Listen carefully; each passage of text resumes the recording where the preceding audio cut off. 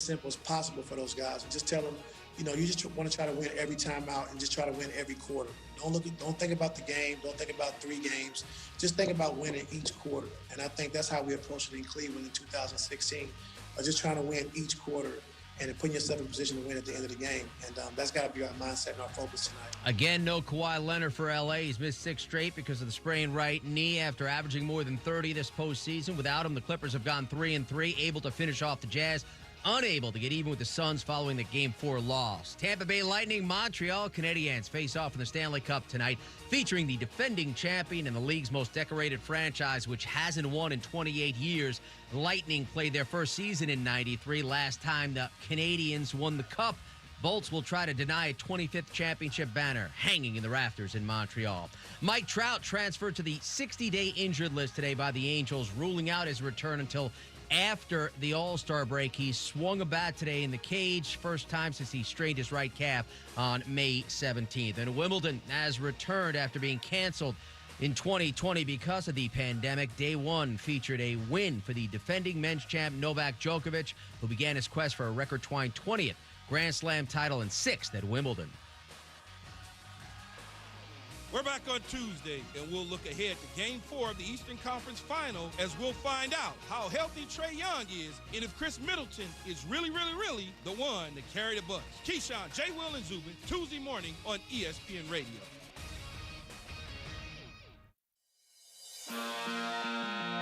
Isn't this a sports show? 1999, Mike Maslowski. Yep. Who I believe Linebacker. came to the aforementioned high school that I played football at. Yes. One day, randomly. I don't know. Went on to star in Monsters, Inc. Almost entirely. I broke Josh. I can't do this radio show anymore. This is Almost Entirely Sports with Joshua Brisco. I simply can't. These are hostile work conditions. I can't be forced to work like this. I can't be forced to work like this. I am just sitting back in my chair staring at the sky, hoping that God's hand comes through the ceiling and takes me home. Take the show with you by listening on the Sports Radio 810 mobile app at 810WHB.com or by searching for Almost Entirely Sports wherever you get your podcasts. I think the reputation of this show, because of you, Rudy, has increased? No, I think, Rudy, that Trending up? the reputation of this show, because of you, has been sullied. This is Almost Entirely Sports on Sports Radio 810 WHB. Happy Monday, happy Game 5 day, happy beginning of a new week. That's basically Monday. And welcome in to a new Almost Entirely Sports. I guess they're all new editions of Almost Entirely Sports. I don't know why I needed to add that modifier either.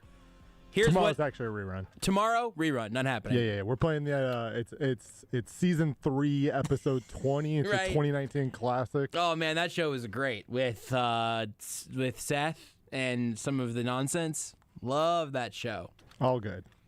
An all-new, almost entirely sports here for you tonight. I'm Joshua Brisco. That's Rudy Salazar. Beards McFly not here because Beards is at the beginning of his honeymoon. He got married on Saturday. We'll of course talk about that some because if you listen to this show regularly enough to know that Beards is a human being, you'll probably want to know at least a couple of the takeaways for Rudy and I. Although we've already made plans for that to be a part of the shot clock reviews. Whenever Beards gets back, we have to have a review of his wedding and following reception and all of that. But Beards successfully got married this weekend. Rudy and I are here with you for 2 hours tonight, but it won't just be me and Rudy all night. It'll be me and Rudy here, and then next hour, coming up at 7 o'clock, we'll have a brand new duo for us to have in studio. Tucker D. Franklin and Jordan Foote, both of Arrowhead Report, the Roughing the Kicker Chiefs podcast.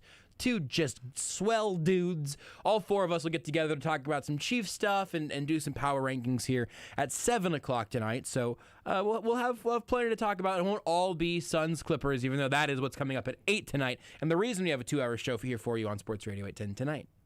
I should receive credit, though, for being here ahead of time, unlike Beards' wedding, in which I walked in about 2 minutes late. So this was for me, I think maybe the at least the pre-wedding highlight. Happy it was for you. What it was the ever early, ever punctual Rudy Salazar, who frequently, we say, hey, let's, whenever we have to go do like a remote or something, Rudy says, let's meet at the station at, noon. I say, all right, fine. He says meet at noon. He gets here at 11:30. I get here at 12:15. It's just how it works. Which is why I learned the trick of telling Josh to be here 15 minutes before I actually wanted him here. Exactly. Because then at least he would still usually be late. He always finds a way to be late, but it's only by like a couple minutes, and I can work with that. It's always within that time where you're like, you could have been on time, you could have been early, but this isn't going to be a big deal. That's right. You just have to lead me. I'm going to be fashionably late. You can tell me to be somewhere fashionably early. I'll be there more or less on time, maybe minus 2 minutes. Rudy is ever punctual though. So at the wedding, girlfriend Renee and I got there. We're talking to somebody else that we knew who was there, and we didn't have a whole lot of crossovers, a lot of family and stuff that we were, of Beards and his now wife that we were meeting for the first or second time. But we were there and hanging out like 30 minutes before the wedding started. And as the wedding started getting closer, it started getting closer and closer to zero on the proverbial countdown clock. There was no Rudy. There was no Rudy. Where is Rudy? Rudy is always early. So we start getting into communication, find out that Rudy is just a little behind the pace car on this one. Just a little. Just a little bit. And, I'm not trying to, I don't want to put a whole bunch of your business on blast or anything. Oh, yeah, it can be out there. This is a very open show. It's all allowed to be out there. We all knew, because we all know Rudy, that Rudy wasn't late. It was Rudy's +1 was probably bringing Rudy's punctuality just sort of back down to earth a little bit. I should give her some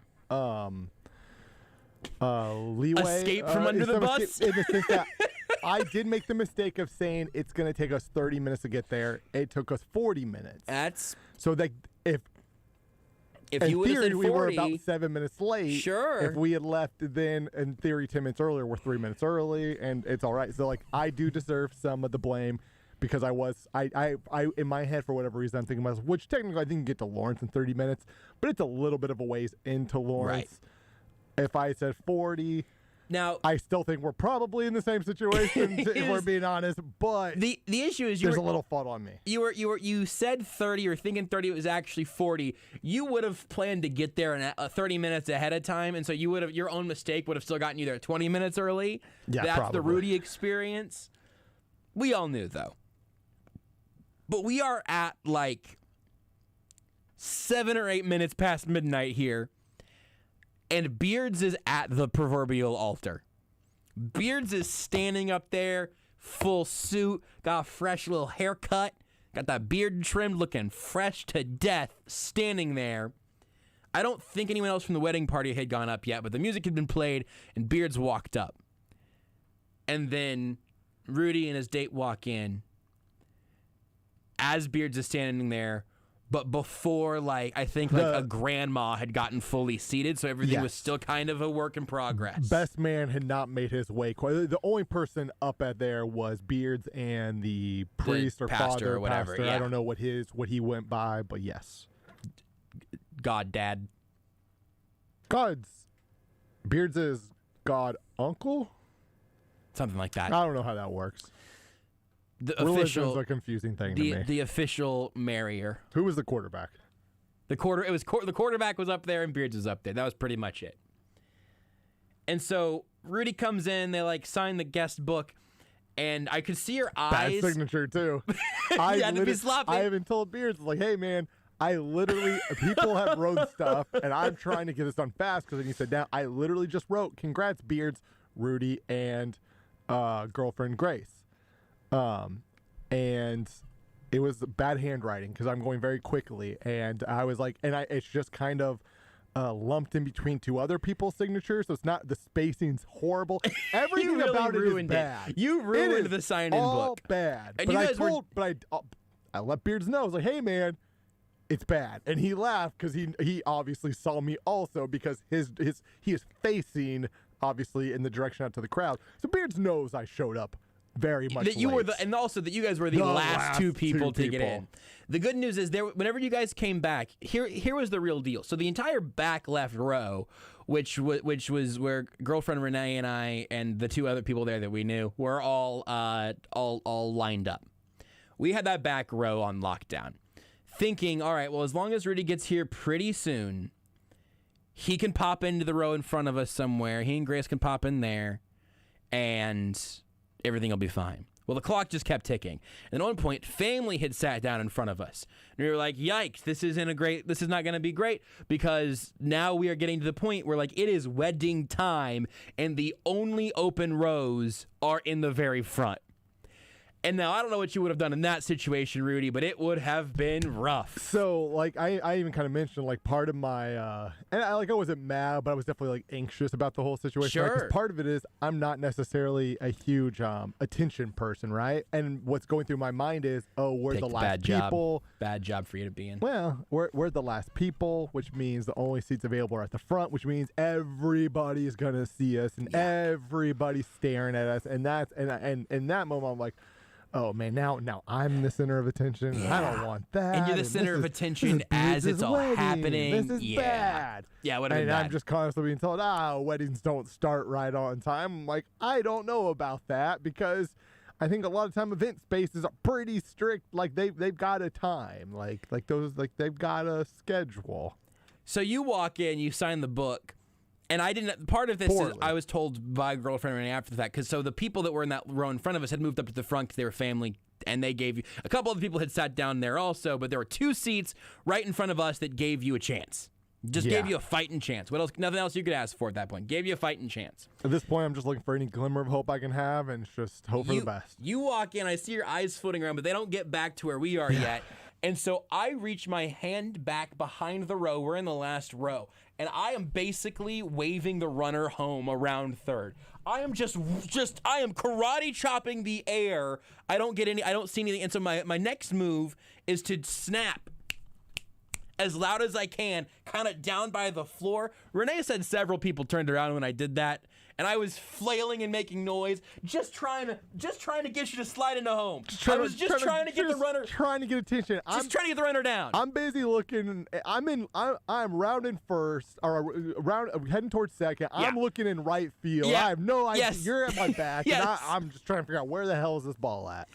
And you guys did slide in time, and then everything went well. That's the short version to wrap up the end of the story. Yeah. Rudy got there. Made it. Beards got married. I did get a text from one Curtis Seabolt that is something I did want to mention. And really, I think the only thing that left a bad taste in my mouth by the end of this wedding, Curtis asked if the minister referred to him as Beards. And we talked about this multiple times. It's just, I think you phrase it this way. If we could have just gotten one Mr. and Mrs. Beards McFly, just one Mr. and Mrs. McFly, just one reference as Beards, any of those things would have been so worthwhile. Now, I'm going to give myself credit, because while it was late to Nathan Wilhelm's wedding, I was clearly early to Beards' McFly wedding, because that never came. That was the opener wedding. My favorite line, I think I'll also just steal from you, which is that you were concerned that Rebecca was already cheating on him because she was marrying this Nathan Wilhelm fellow. Yeah. I've never met Nathan Wilhelm. It was a little concerning. And then the father, priest, pastor, god uncle, yes, began to tell stories, and I was like, "Oh, I do know this guy. These might be the same people." The two biggest, best takeaways from the wedding, and then we have a handful of little sports things we can talk about. Nobody got arrested this weekend for the Chiefs, and it was a pretty light sport. I mean, the Royals are. Not only it was. Let's just say it was ugly. The weekend was bad. Shockingly, some bad baseball was played this weekend. The real payoff there was that the priest was like talking about stories of their relationship and everything, and one of them I want to save the story of the first date for whenever Beards gets back. So remind me when we get to that point. Okay, because that was a good one. Because I'd like to get Beards' sort of director's commentary on that, because it's joyous. I think that's necessary though too. Yes. Yes, but the funniest thing sitting back there, and the pastor had jokes too. It was good. It was very good. But there were several mentions throughout the process of each of their vows, and in sort of like the introduction and everything about Beards having a very simple palate and loving basketball. And it was that's our Beards. A little mention of video games, too. And a couple mentions of video games. Basically, and he didn't obviously use the exact terms or exact words because he was using more specific examples. Mm-hmm. But he basically said that Beards likes 3 things in this world, and he magically added a 4th. That's right. And that's what we're here to celebrate. Uncle Toddcast on Twitch says, I was picturing Josh as Mike Jerschley windmilling Rudy into the pew. And that's exactly what happened. A pew would have been great, actually, because they're individual chairs. Because a pew, you could make a little bit of space if you need to. Not in the cards for Rudy. But yeah, fully windmilling him home. I was just not into the pew face stopped at first. 3rd like Alex Gordon. It No. was like, go, baby, go. We're going to see what Gotta happens go. here, but let's go. Some talk in the Twitch chat just about sort of the nature of our relationship with Beards, how much he's withheld from us, all of that. We can get back to giving him a bad time about that whenever he gets back. Yeah, I'll let him defend himself. I'll say one more thing where frequently, I think it's important for most people to realize this. Like, you don't really necessarily know the people you work with or your neighbors. Officiant. Thank you, Chaotic Warrior. Yes. Officiant. Yes. Go on. Don't really know the people around you. You don't really know the people around you, or at least you usually don't, right? Like very frequently you find out, right? Like, oh, he had people locked away in his basement. He seemed like such a nice person. Right. That happens all the time. Sure. I just know this, listener. It is good to know that the Beards McFly that we know, the Beards McFly that you know, is the Beards McFly that everybody knows. That's true. He is. That's true. We really, really, truly know Beards McFly. Well, will there be little surprises here and there? Sure. Sure. It was like when I found out he didn't like any fruit. I was stunned. Those little magical mysteries will pop up here and there. The fact that he loves a bad video game, stunning. There'll be plenty of those going forward. But by and large, the foundation of who Beards McFly is as a man, we know. We do know him. We know his soul. His cake was in the shape of a cowboy boot. That's not a joke. It's not a joke. Like, that was a surprising. The cowboy boot side of things was certainly a surprise. I'm surprised that he had a cake because, I was surprised the first time I found out. Oh, Beards likes wearing cowboy boots. That's surprising. Sure. Getting a cake as a cowboy boot, that's a whole nother step. Yeah, like absolutely another level. But it was all. I'd say the other thing. I'm a little surprised by this. If I'm being honest, just because of Beards' taste, the food was great. Fantastic. Clearly not under Beards' control. There was salmon. Absolutely not Beards' choices. Good salmon. But really, genuinely wonderful. So we'll grill Beards on it more whenever he gets back. I think he's gone for another week or so. He gets back on the 7th, I believe. Yep, that's what I have on my calendar too. So yeah, we'll Wednesday talk to him after the 4th. So next Wednesday, because this weekend's the 4th. Oh yeah, sure is. Yeah. Got a real squeaky chair here. If you didn't notice. I noticed that. Yeah, I did notice. I did hear that sort of. Felt like that had through. to be acknowledged because boy, it was squeaking. I will say one thing that that Beards' wedding did not do any favors for this radio show for was that it was happening as Suns Clippers Game 4 was ongoing. He's gonna have to answer for that. Unbelievable that he did not consider rescheduling for me. Really, really frustrating. Forget that. He should have known. They planned this out long enough. Beards is an NBA guy. He should have known with the addition of Chris Paul and that the constant yelling at DeAndre Ayton by Chris Paul was going to make a super team. Yes. And here we go, baby. Yep. That Devin Booker was going to play with a mask after getting his nose broken in 3 places. And that Abdel Nader was going to get 5 minutes in this rock fight of a game. He should have known these things. Good thing for Devin Booker is if something bad happens to the nose because he's done with wearing the nose protection. He said he might wear it to start tonight. If he decides he did take it off during. If he does during decide not to, and that leads to maybe something bad happening to the nose. He can get connected to a great plastic surgeon real fast. That's true. For people who don't know, Devin Booker's dating Kylie, or which Jenner is? Boy, I still don't know. One of the Jenners, Kardashian family, plastic surgeon. There you go. There's the joke. Kendall, yes. Also, Devin Booker, you know how, I forget which athlete it was who broke the Madden curse. Devin Booker's looking like he may break the Kardashian-Jenner curse. Wow, I didn't even Because think every about NBA, that. every That's athlete huge. that's ever been with the Kardashian-Jenner has typically is not ended well for that athlete. Yeah. Devin Booker's is a rising star, or some would say about soon to be just flat out star. This is two funny headlines. I googled Devin Booker Jenner to figure out. So it's Kendall Jenner. Kendall, yeah. I still don't really know which one it is, but I think she's the one whose dad is OJ. That's not true. It's a joke. So, two headlines that pop up when you Google Devin Booker Jenner. One is very funny just because of the way the SEO of the search engine optimization on this one works. Because the headline is, Kendall Jenner's NBA star boyfriend Devin Booker details his gnarly nose surgery.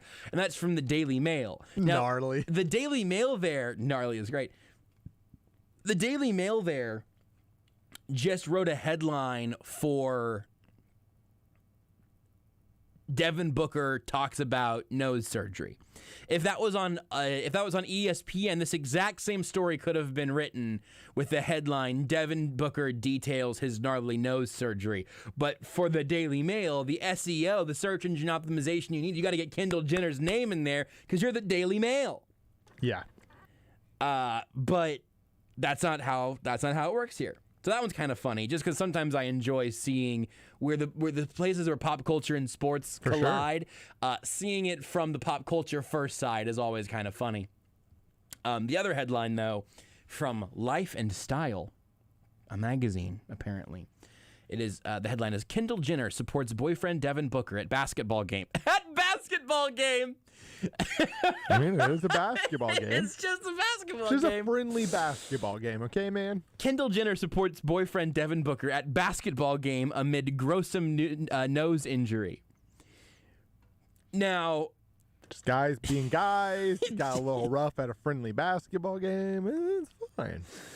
Now, this was during the Western Conference Finals. Never heard of it. Not necessarily just a basketball game, but also there's like the headline implies a world in which Kendall Jenner does not support boyfriend Devin Booker at basketball game amid gruesome nose injury.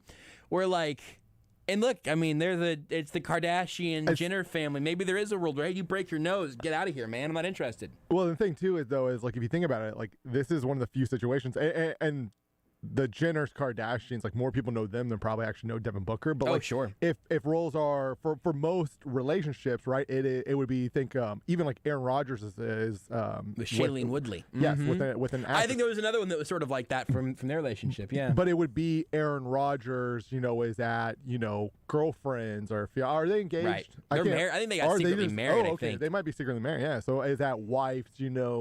Red carpet, like reveal, like it's usually the other way around. But this is one of those few relationships out there, like one of the few couples where it is that reverse for a famous athlete. Yeah, it's just I find all of that funny simply because of sort of that little switcheroo.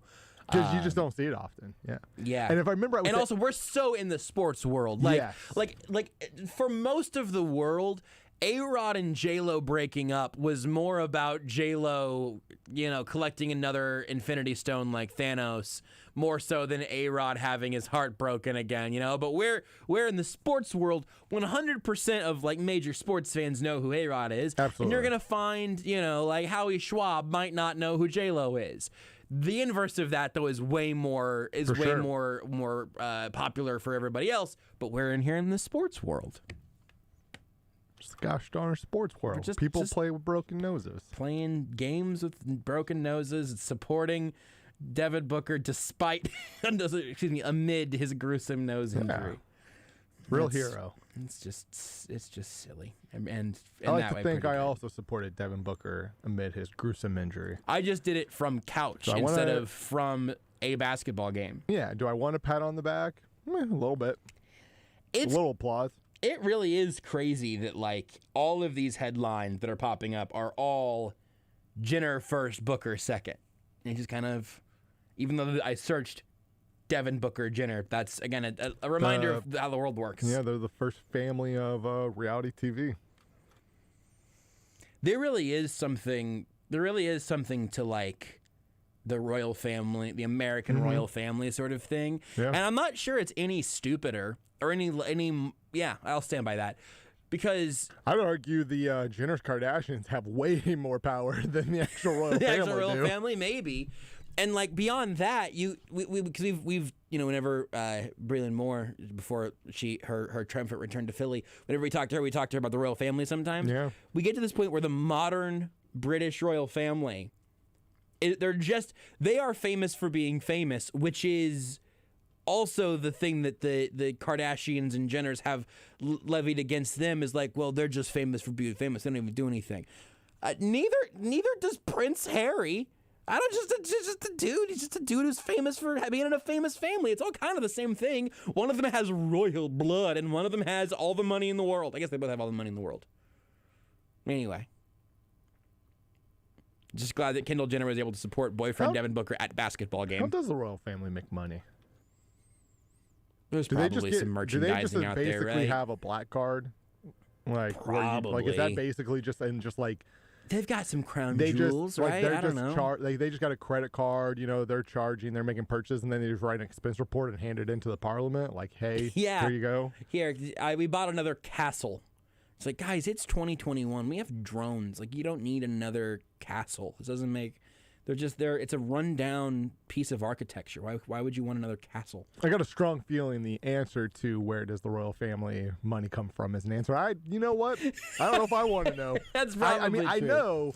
I bet it's not good. That's probably true. Bet it's not good. Yeah, probably not.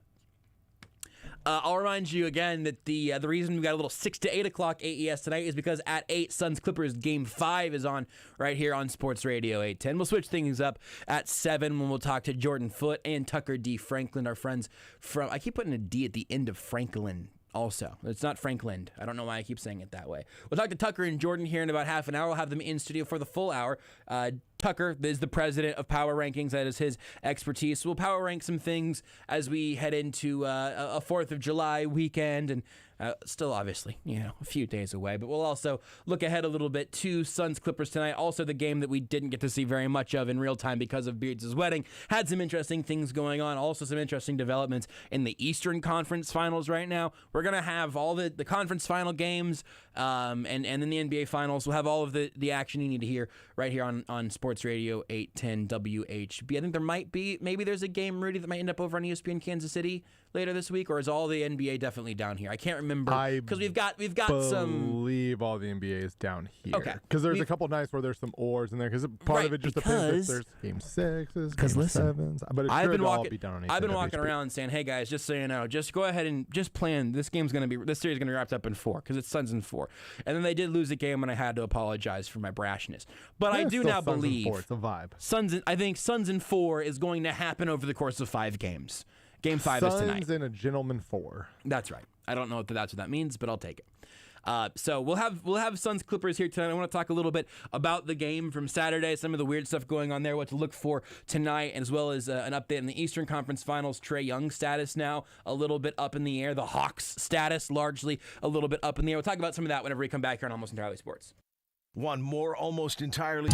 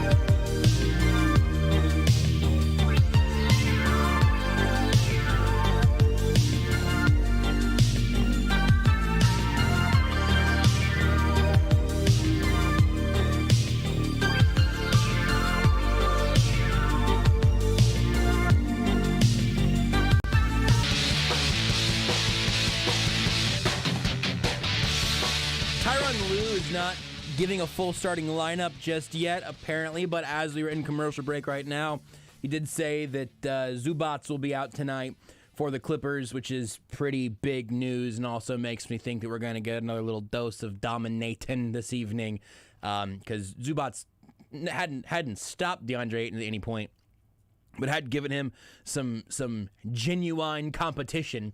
So seeing that that news is obviously more good news for the Suns tonight. Kawhi Leonard didn't even travel to Phoenix, and the Suns are pretty much healthy at this point.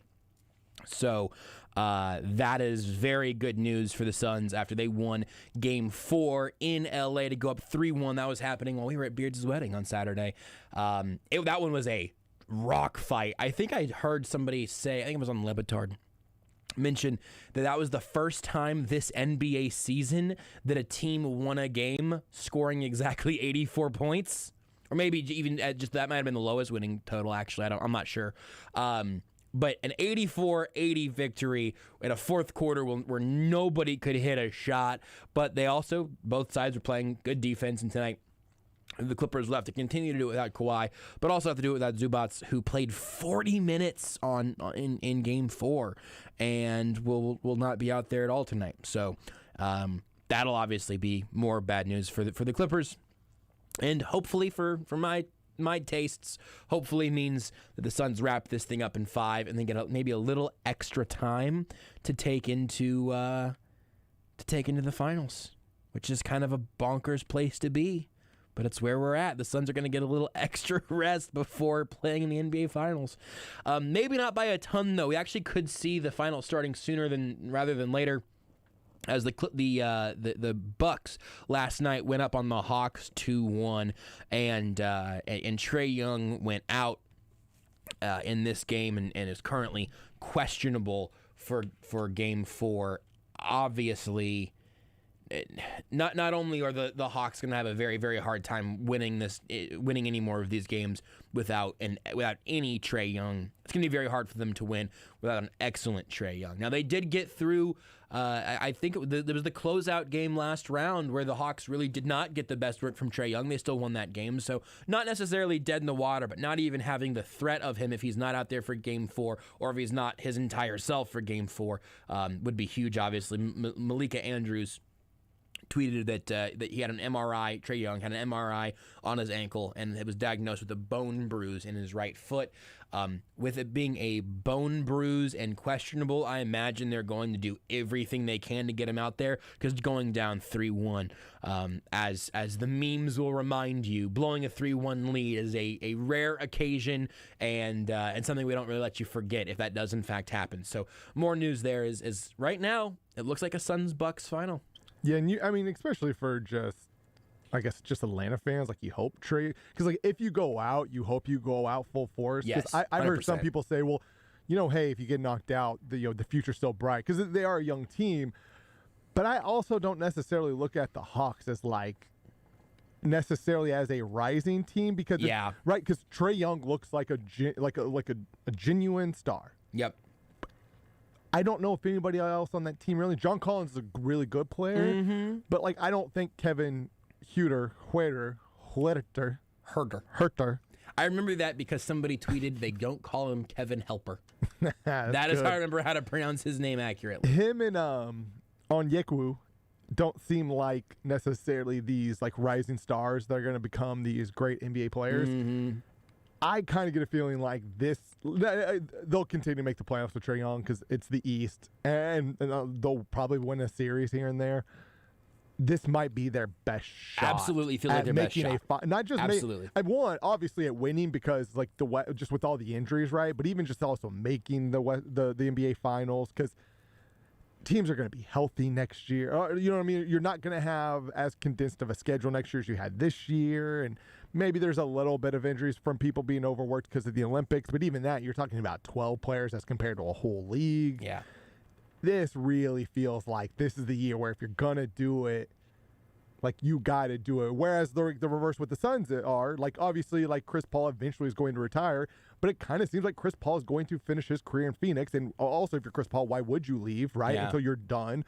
And Devin Booker is a legitimate rising star, and DeAndre Ayton appears to be a legitimate rising star. Mikal Bridges appears to even maybe like next year starts getting himself into that rising star category. Like, there's a lot of younger pieces there that genuinely look like they're either moving into that rising star category or, like in Devin Booker's case, moving into that just star category. And I still do think that for both of these teams, I mean, now especially that they're where they are, everybody still playing right now should consider this their best chance. Absolutely. Because they're all right here. But also, Milwaukee has had their success. I don't know that Chris Paul's going to be as good as he is this year as when he comes back around next year, because he will be another year older, you know? Like, that uncertainty, you want to see that payoff.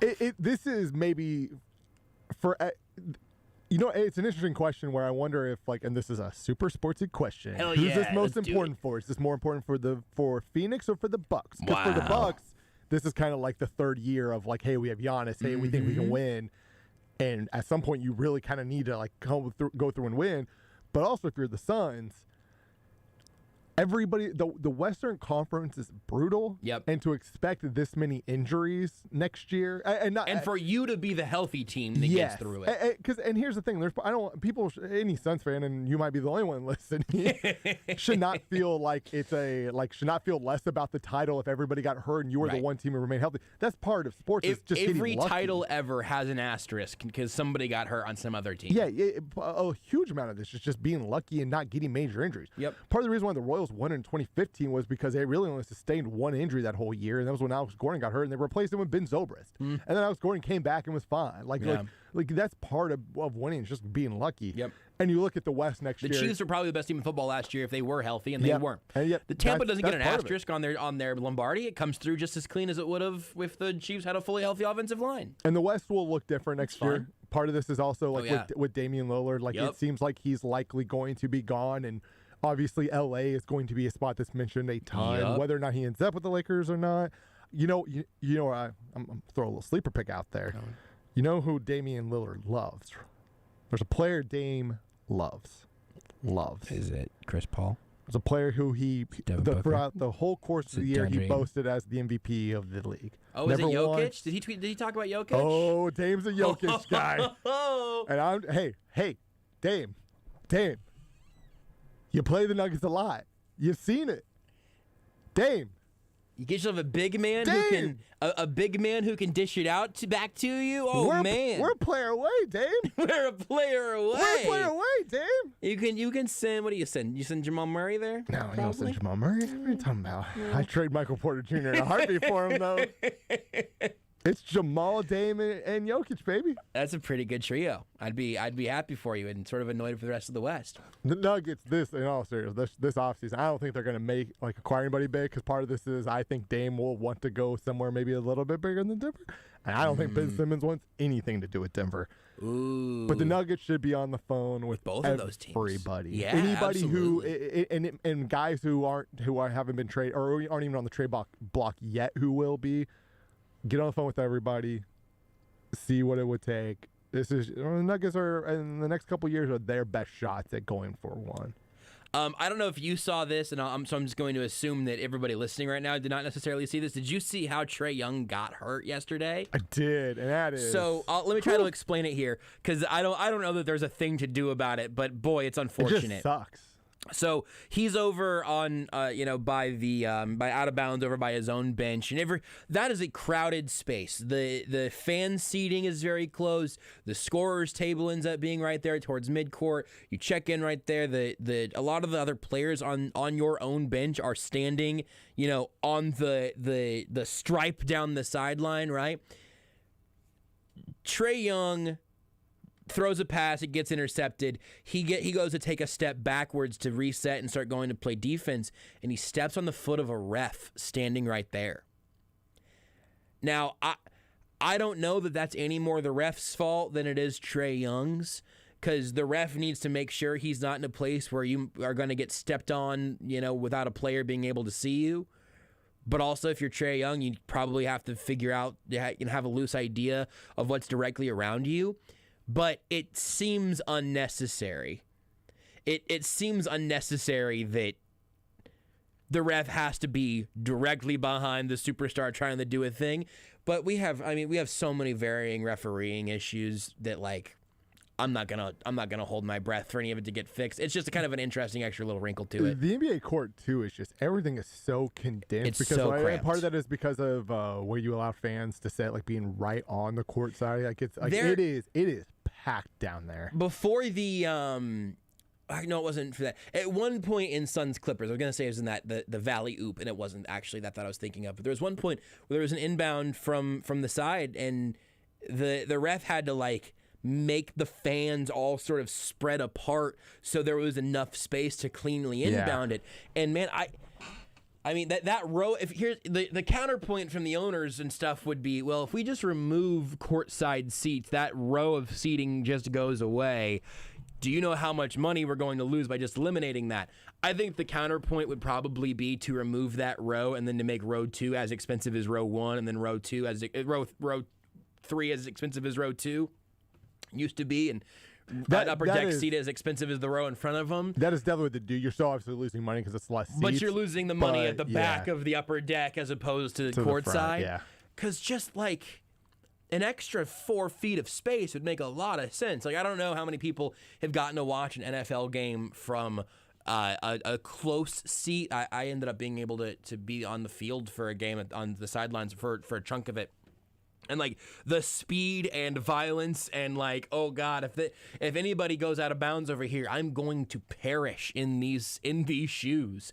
It gives you a greater appreciation. So I very much understand like wanting those seats on the same level as the players that are playing, and you realize that they're all giants or they're all physical freaks in their own right, and the speed of the game and all of that. Like, I really do think that's something to be valued and to be showcased whenever you can. But you've got to have you can't have players stepping on referees whenever they'd make a relatively routine step backwards. Like, again, though, I mean, we have refs that get hit in the field of play during NFL games relatively frequently. So it's again, I don't know that there's some like easy solution that they are foolishly not taking, but it's just kind of wild to see that right now it seems like the Hawks, their waning chances, which were not helped by losing Trae Young, obviously, in Game 3, that is. Their waning playoff chances might be totally uprooted by him stepping on the foot of a ref. Kind of bonkers. And again, it's just if you're gonna go out, like that's not the way you want to watch your team go out. And part of that too is just like I want to watch Trae Young like at his absolute best. Like we've talked about this like on the show of like players who you like all of a sudden you're afraid of because they can make shots wherever, and it was Dame and it was Steph, and we're trying to come up with third. Yeah, like it's Trae Young. Trae Young's the third. Yep. Like at the and the playoffs has done that for him. Like we're not necessarily talking about Trae Young if they're out in the first round. Trae Young is that third guy who can pull up from literally anywhere and has a chance to make a shot from literally anywhere. Like he has fallen in the. He has followed Steph Curry and Damian Lillard in terms of that style of play. Like he is the next kind of one of those guys, and it's fun to watch. And if you're playing against them, it's terrifying. But also, I would rather the Suns play the Hawks and Trae Young than the Bucks and Giannis and apparently superstar Chris Middleton, who is good at basketball. Yeah. Also, did you see some of the stuff that Giannis was saying about Middleton, where he was like, man, like, I think he said the day he retires will be the worst day of my career, and I'm so glad to have him, like, to be the closer and everything. And, this is a fine line to walk between being like, I can't do without my teammates, and also Giannis is clearly the superstar alien of that basketball team. But Middleton put up 38 last night. I think a lot of that came late as the closer of that game. Like if I remember right, I may have these numbers a little off. I believe it was he scored 20 in the fourth quarter, and the Hawks scored 17. That they did score 17, so that sounds right. I believe. I know it'd be 20 of the Bucks 30 in the fourth quarter. Then I know he outscored the Hawks in the fourth. I just don't remember if it was 19 or if it was 20 or if it was 22. Whatever that number is, he outscored the Hawks alone in the fourth quarter. He is a they concern me very a tiny bit. underrated player. Like, Yeah. he's good. And Drew Holiday also. And Yeah. a large part of that is because, like, again, it's Giannis, and he's the Greek freak. Right. Chris Middleton, and now he doesn't always do it, right? He's not always scoring 20 in the fourth. Which is what separates you from being a great player to a superstar. Yeah, but and same with Drew Holiday. Now, the thing that those two do is defensively they can be nightmares, which, again, if you start thinking about, like, guarding Devin Booker and stuff like that, you assume Giannis is going to be on Aiden for a decent amount of that. Not all of it, though, because they'll throw Brook Lopez and stuff. You assume Giannis will spend a decent amount of time on Aiden. You might throw Giannis on Devin Booker just to, like, give him a different look. But See what happens, yeah. Drew Holiday and Chris Middleton, I expect to do most of the damage. Like, you're supposed to guard Devin Booker, and they're a scary team. And go back to the conversation we were having as people were bemoaning the loss of some of the bigger markets who were falling in the semifinal and the quarterfinal round or whatever. What we can legitimately have, and maybe for a super casual NBA fan, if you're literally not watching the games, I guess doesn't apply. But anyone who's been watching the games has a thought about Chris Middleton at this point, or could say, well, don't overlook Drew Holiday. We're all going to see how good Drew Holiday is here. Or even if it's Trae Young, maybe have a mention of John Collins. And then I think the Suns are unique that they have a handful of names that you probably do know, even if you haven't been following them terribly closely. But like this, the two things you have to be a superstar is consistency and big moments. Twitter was all about Kevin Huerter for like an hour and a half. That's where stars come from. I'm happy to have Giannis and representing the East every year for the next decade if that's what he ends up doing. I have no real ill will towards the LeBron versus Warriors finals that we got to see 3 different times or something. 3 straight years, yeah. If LeBron and Anthony Davis in LA end up playing more great basketball, I don't begrudge star power. I will begrudge them for trying to slow down the juggernaut of the Phoenix Suns. But we're seeing young stars be born here. First year in a decade that we didn't see LeBron James or Steph Curry in the finals. Unbelievable. It really, and it's different for sure. I don't think it's bad for the sport, though. The NFL worked out just fine having Kansas City and Tampa Bay be the two teams in their Super Bowl this year. Go look at the history of the NBA, literally the history. It's a league that has been dominated by dynasties since the beginning of it. Like the big three didn't create it. There's always been dynasties in the NBA. You just see bigger dynasties or more star-powered dynasties, but there's always been dynasties. And tonight, here on Sports Radio 810 at 8 o'clock, you can hear the beginning of the next one as the Phoenix Suns will go on to beat the Los Angeles Clippers in 5. At JB Briscoe, at Beards McFly, at Not That Rudy, at Sports Radio 810. Just do it already. My partner and I have been together for years, and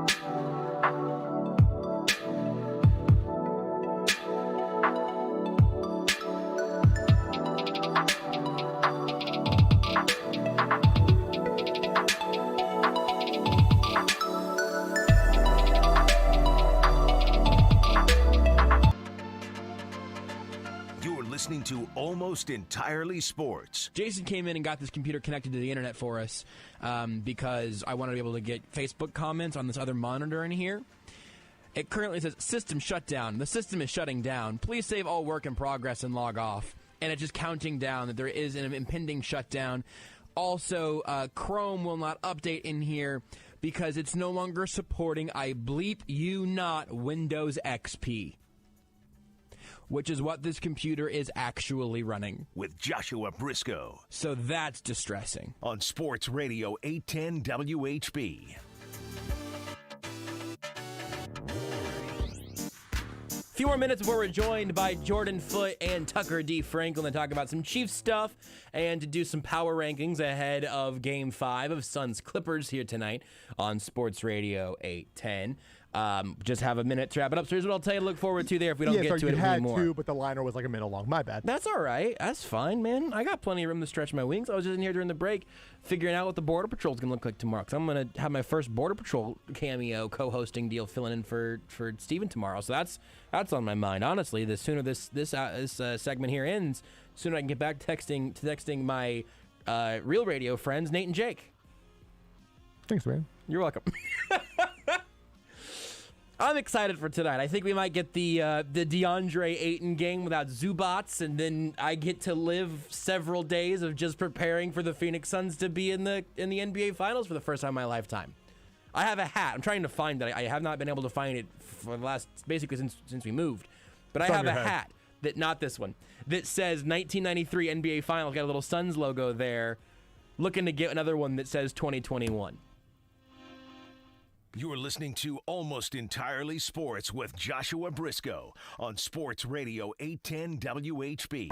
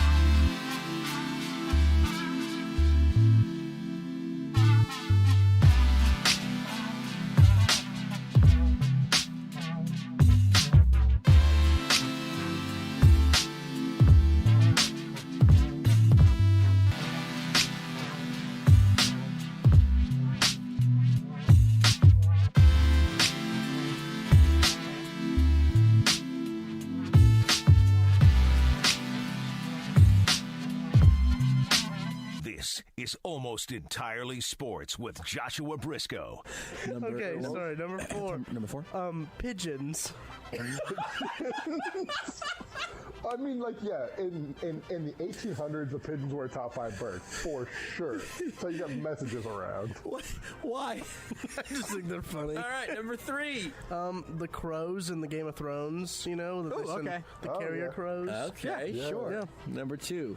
The great tit. Beards, dump it.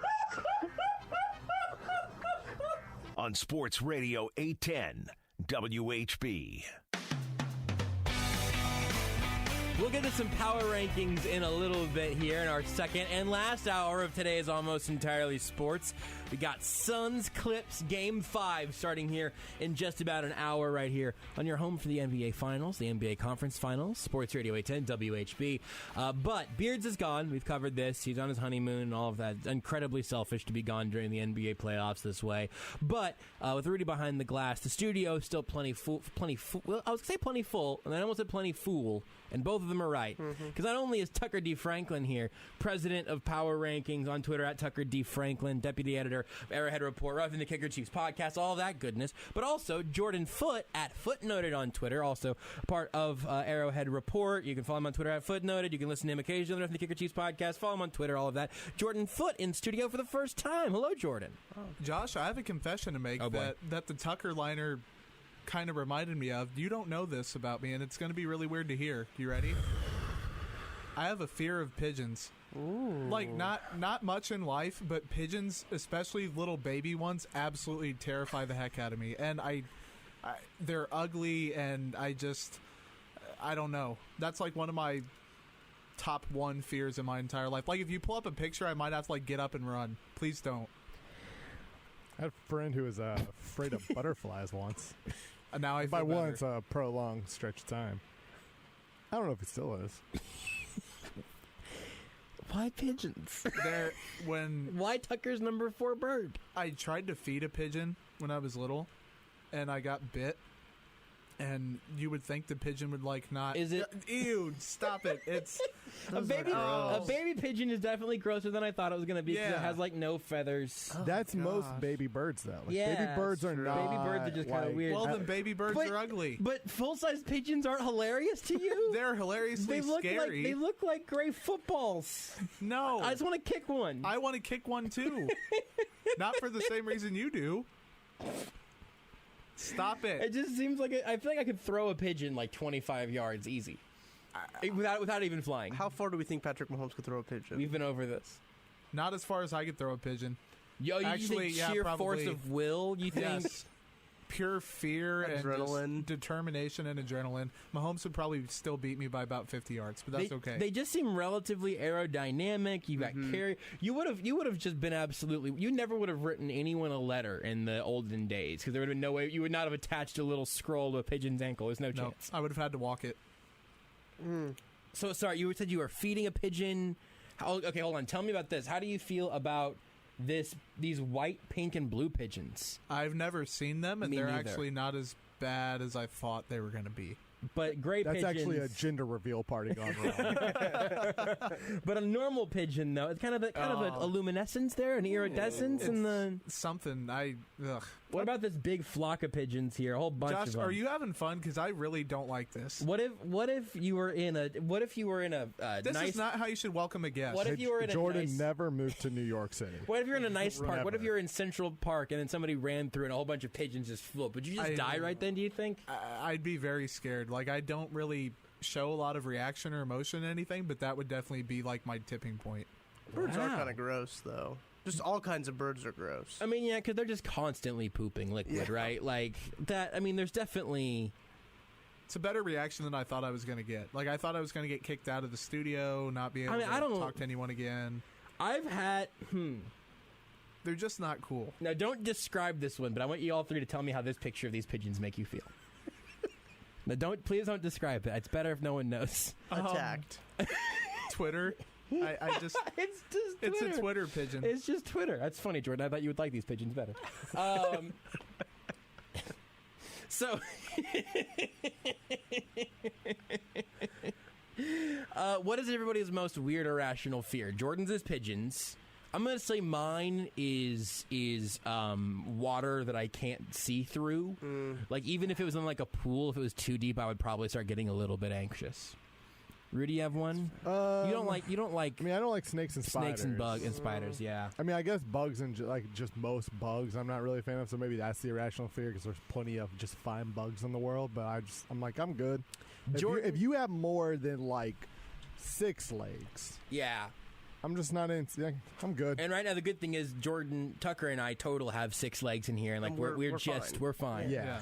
So Jordan, if you can still keep your distance, that'd be preferable. But, right, yeah. Jordan, if you were being chased by like a Boulder Indiana Jones style, and you had it branched off into 2 paths, you could either run through a flock of pigeons or through an alleyway filled with snakes and spiders. I'd rather like run barefoot over an alleyway of like spikes and glass and it just not gonna happen. And like I don't think I could outrun a pigeon. Like I don't really watch them close enough to like I don't know how fast they move. I don't watch them. I don't look at them. I just don't know. I don't run fast to begin with. We know this. You're thinking about this all wrong though, because in a tunnel you now have the advantage. The pigeon cannot fly necessarily straight. It's going for air, so it's gonna go up. It's just gonna be bouncing off that tunnel wall. Stop, drop, and roll, baby. Basically, before you know it, the pigeon's gonna have just knocked itself out completely. Do you have a weird irrational fear, Tucker? I was thinking about this when you guys were talking. No, I'm good. I'm good there. Getting dunked on Twitter. Owning a non-paper calendar. Well, you guys are hitting the nail on the head here.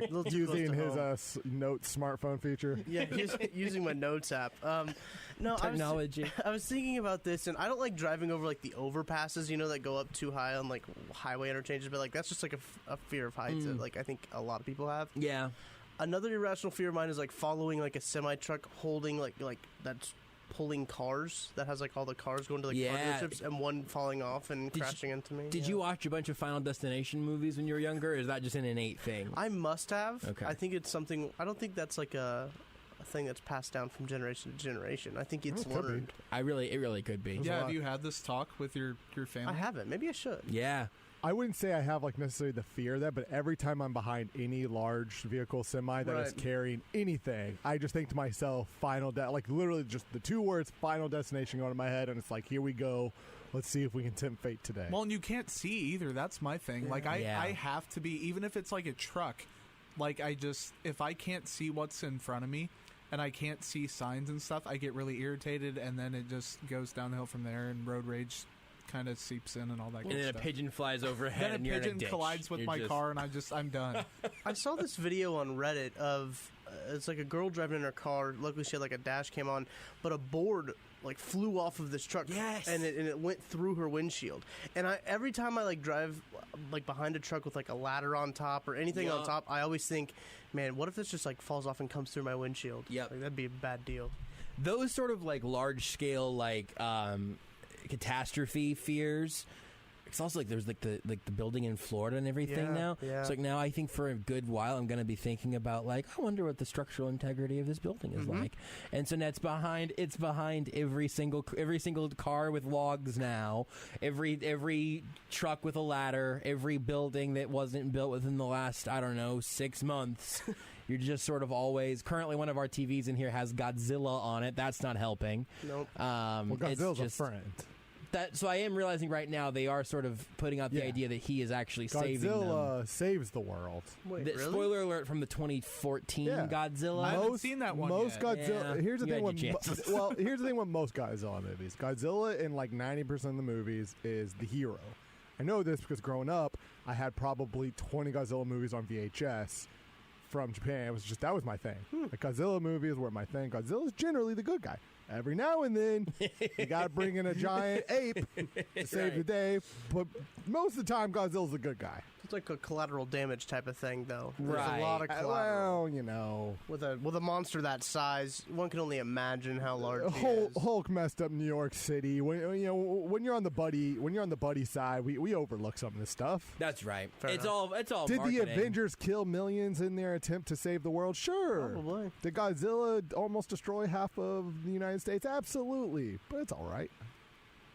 You gotta take the good with the bad. They did it for the greater good. What's your favorite thing in the world, Jordan? Would you say? Man, putting me on the spot. I should have an automatic answer. Your favorite, right? but don't be like family. Just be like a thing, like a just sports. I mean, you gotta take the pigeons with the sports sometimes, Rudy. You gotta take the school buses with the Ford vehicles and all that good stuff, right? You gotta take the school buses with Tucker's Ford. You gotta take the bad with the good. You can't have baseball in New York City without a couple pigeons just flying around, right? That's like, a great and without the pigeons, we don't have Randy Johnson killing one, which actually wasn't a pig. That's actually my favorite video of all time. Ever. I think they proved, like science proved, it wasn't actually a pigeon, but everybody says. I think it was a mourning dove. Yeah, it was like a mourning dove. But I didn't know there was a story that somebody wrote about that in The Athletic a few months ago, and I didn't realize. I think that's how I knew it wasn't a pigeon, was from the story. I think you're right. Months ago. And the reason that we all have that video is because of Swanee, Mike Swanson, the PR guy for the Royals, who's retiring at the end of this year. He was the PR guy. I didn't know he was retiring, but that now makes sense why he was on. Why he was on the broadcast a couple times, and FS1 even did. I believe. Oh yeah, that too. Yeah. But yeah, so because this is going to be, he's retiring at the end of the season. It's all coming together. But Swanee was the Diamondbacks PR guy at the time, and he was like running out like VHS copies to like news stations or something. That's all in the Athletic story. It was very interesting. So we wouldn't have even had that video for all of us to enjoy if it wasn't for Swanee. Wow, Swanee's a real pro. I've gotten to deal with him a couple times down in Arizona. Real pro. Yeah, he seems like it. Pro. He's good at his job. Which means we should stop talking about him and besmirching him on this show's name, because that's not something that any of us can claim on a regular basis. Nope. I think Rudy is the best at his job. I don't know. Well, the problem it's damning is, with faint praise. True. The problem is I don't. Half the time I don't know what my job is. So what am I even good at? Right. I don't know. Right now, I would like you to be a little more disinterested, because currently your job is replacing Beards. Good point. And you're a little bit too engaged with these conversations. Let me get on the Shiro's action. if you could just pull up Reddit and just look at bread, I guess. So let me tell you about that. It was a short video. It was like 2 minutes long, but I watched a 2-minute YouTube video last night about how to make Japanese milk bread. Oh, too festive for Beards. Yeah. Too to be fair, it just looks like normal white bread, but it's just like very bouncy. And I was just like, this must be what Beards like. This is what he does in his free time, right? Yeah. What's funny though is no way is he making bread. No, ever. No, Beards will never make bread a day in his life, mm-hmm. but he loves bread. And LeBron James. This looks very fluffy. I would eat this bread. It's very fluffy, yeah. You want to make this and bring some in on? I'm not even really Wednesday like a milk person, but like I imagine you don't taste the milk much. Probably obviously, not. I imagine it's very subtle taste. How do we do on my original plan to have like a pretty sportsy first segment before doing power rankings in the next segment? Absolutely nailed it. Seems like we're nailing it. Yep. I wanted to at least run a couple things by you guys since you're both here, bringing sort of a real roughing the kicker sort of in-person meeting of the minds thing. Right. And we will of course do power rankings. Tucker's in the building. We're going to do power rankings next segment. But obviously the main like news story as of late was Frank Clark getting arrested. At this point, I have no idea if he's going to get suspended at all, what that suspension could entail, and all of that. But also, that defensive line was already maybe one of the most, if not the most, interesting unit for this team in 2021, at least in terms of like potential varying numbers of outcomes and everything, with some real volatility that could be there. Especially now, though, if they don't have Frank Clark for a game or two, you're already talking about Chris Jones moving outside on at least like first and second downs, probably moving back inside on third down. So as you sort of navigate all of that, let's start with you, Jordan, so people I can be like, hey, this is the person who's about to talk, radio listeners. Mm-hmm. But whenever you look at that unit as a whole, now having at least some second guesses about where Frank Clark will be to start the season, which is also compounding that we had questions about Frank Clark, just what his 2021 will look like. Yeah, man, it's going to be interesting for sure. I mean, I think that Frank Clark was one of the few certainties along that defensive line that he was going to do his thing on every down, assuming he's healthy and able to go. Now, he might be healthy and able to go, but he might not literally be allowed to play. Who knows how that's going to develop? That's neither here nor there, I guess. But Chris Jones going to the outside, I get it. I mean, it's something that he's clearly always wanted to do, and everyone on Twitter kind of called the Chiefs' bluff a little bit. It was like, no, it's not going to be that serious. They're not going to do that. And then they went out and did it. He seems excited. Spags seems excited. Andy Reid has talked about it. Getting Reid in and allowing him to kind of take over that Chris Jones role, because he can still bring some pass rush juice, I think. Derek Nottie, he's just the guy that's not going to do it. Derek Nottie is kind of a pocket collapser. He's a great run defender. That's another guy the Chiefs are going to have to worry about whether to pay or not. Eventually, I believe that's after. I think this is his last year. Yeah, so this is a contract year for him. Then you have like Tim Ward, Josh Kando, guys that Ward got that one game in Week 17, didn't look particularly great, ended up getting a sack though. Kando, his main value would be as that third down guy, just kind of pin his ears back and go. But you have Taco Charlton too. I mean, there's just a lot of moving pieces, and that we haven't mentioned Mike Dana yet. Mike Dana's going to get some time, and he more of a base defensive end, but now Chris Jones is going to be the base defensive end. Yeah. It's just one of those things where nothing is going to completely solve the problem, but it seems like whether Clark is there or not, it's going to have to be kind of by committee. And it's always been such a huge part of a Spags defense, and Brett Veach essentially built this defense front to back. Well, I guess if you want to count the safeties, maybe he built edges in, but he starts that defensive line and the safeties, and then he pays Anthony Hitchens. But the corners are typically how I would try to start building a defense. Has obviously been the exact opposite of what Veach has done.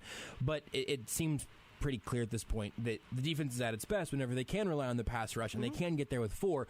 But last year, the Chiefs were basically getting pressure among the rest of the league at the same rate they were blitzing. Like they were not getting any incredible breaks on blitzing. They were not doing very well getting there with 4. And so with the uncertainties that this year brings, and again, not that Alex Okafor was like absolute gangbusters, but there's a little bit of a thinner room, a lot of young guys. Do you have optimism about them being better? Are they going to be better this year in that regard, or is it going to be a lot of what we saw in 2020? Yeah, that's a good question. I think that's something we're still trying to feel out, I guess. Especially I'm trying to feel out, because they didn't make any, I would say, marked improvements when it comes to the defensive end, particularly if we're just talking about the ends. They just brought back Taco Charlton, who played fine, I guess, in his limited time with the Chiefs, until he broke his foot or something Ankle. like that. Yeah, broke a weird bone, and then you got. I don't know if it's that weird of a. Go ahead. That's fair. Fine. Let's talk about that. No, anyway. Top 5 weird bones. Let's for next power segment. rank those next. Next segment. The clavicle. That's a pretty good one. That's a weird bone. The coccyx. L'Jarius Sneed broke his your tailbone. clavicle. He did. We're not talking about L'Jarius Sneed. You can't force him in here. Right. I was trying to transition. We don't need to talk about him right now. Let's talk about the defensive line. All right. Well, speaking of Sneed. The Suns game starts in like an hour. I've got a lot of anxious energy. Go ahead. Are you sure? Okay. So Tim Ward is one of those guys that's kind of a relatively unknown that we can kind of guess. I know people are kind of high on him on Twitter. I hate bringing a pretty good Twitter. representative sample size. Yeah. People on Twitter that I see are like Tim Ward. I'm not there yet. I'm cautiously optimistic when it comes to the ends. When you think, okay, the really only marked improvement is moving Chris Jones out there. Mm-hmm. That's how they get better. They didn't bring anybody in, and they're still kind of trying to feel out that whole thing. What I actually think is the most interesting part, who's going to play the 3 and who's going to play the 1, because you've got Chris Jones who plays the 3, Jaron Reed, is his name Jaron, right? Not Jaron. Mm-hmm. Okay. Jaron Reed, who also plays a 3 tech, and then you look at, Derek Nottie plays a 1 tech, Dershawn Horton plays a 1 tech, a good pass rushing 1 tech too. So it's going to be interesting to see how all those guys mesh and fill. I think that between those 4, they'll all play the 1 and the 3. It's going to be interesting to see what combinations on which downs, where it goes. I don't necessarily love Chris Jones in the 1 tech, but it could happen. I'm not going to rule it out. I'm not Steve Spagnuolo. I didn't think he was going to end up playing defensive end, really. Right. So I've been wrong about how they've wanted to use Chris Jones before. That was pretty good. That felt like actual Chiefs talk. We definitely will stop it now for a commercial break, though, to pay the bills. And on the other side of the break, we'll do power rankings, the real reason that both of you are here. Tucker D. Franklin, Jordan Foote in here with us for the rest of the hour here on Almost Entirely Sports. Did you know you can listen?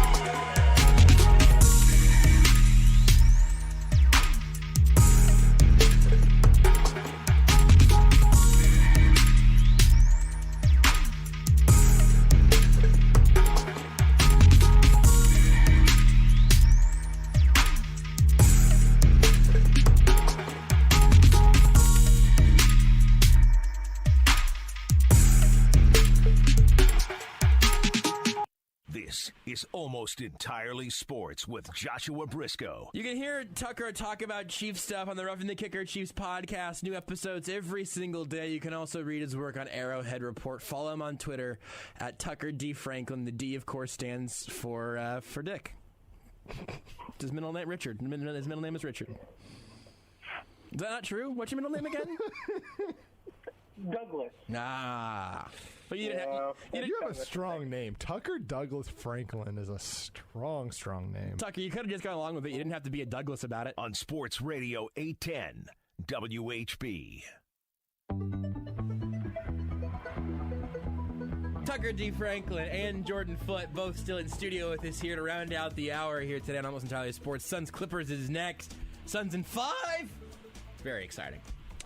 Let's do some power rankings. How you guys feel about it? I feel fine. Thanks.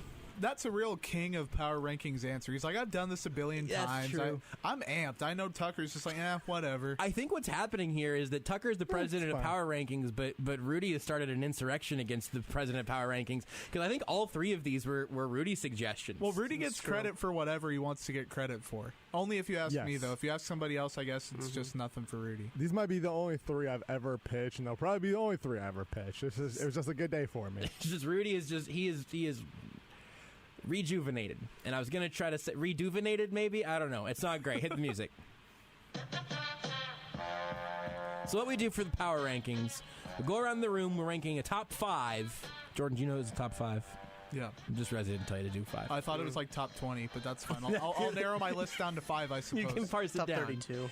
We're doing a top 5 of 3 different categories. They're typically some sort of connection to the general space-time we're living in, and that will be the case today. Our 3 categories are top 5 fireworks, 4th of July, just around the corner. Top 5 foods to grill outside, 4th of July, just around the corner. And the top 5 picks from the 2018 NBA draft. That's 2018 draft. The phrasing we decided on was top 5 picks from the 2018 draft. Is that what you said? Oh, did I put the word NBA in there unnecessarily?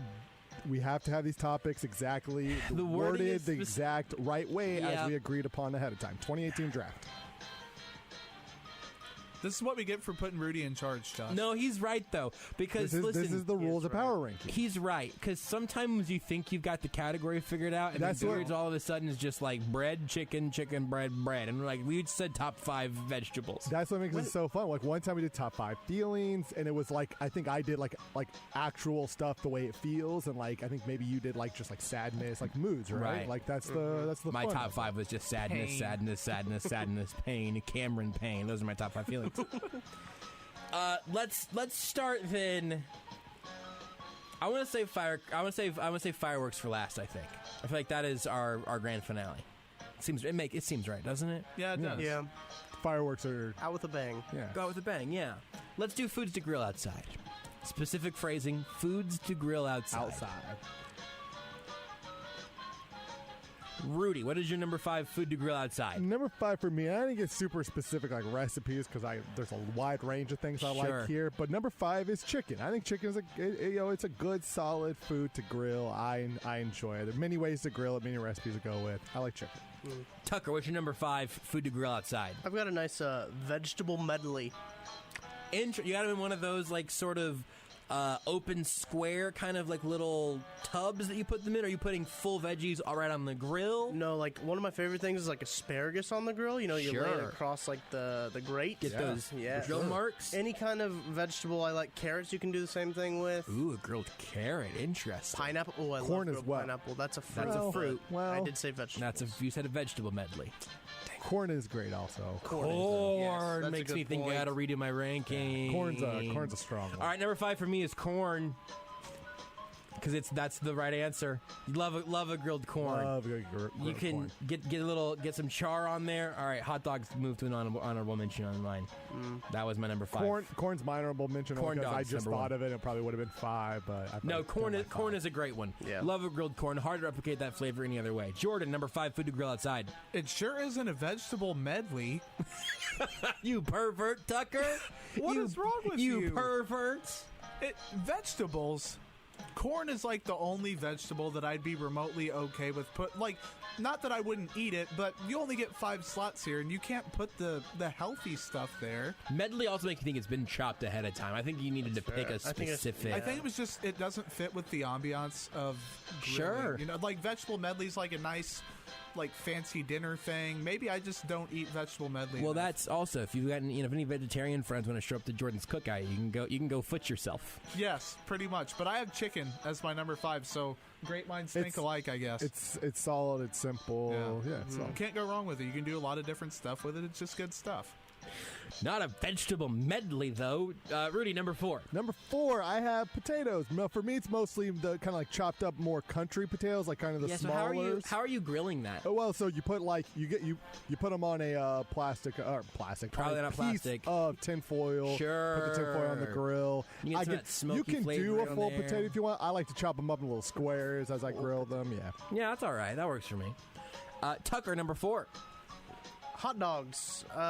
Really, I think you can throw brats in there as well. I think it's the same kind of category. But you can't go wrong with a good dog on the grill. It's a lot better than boiling it.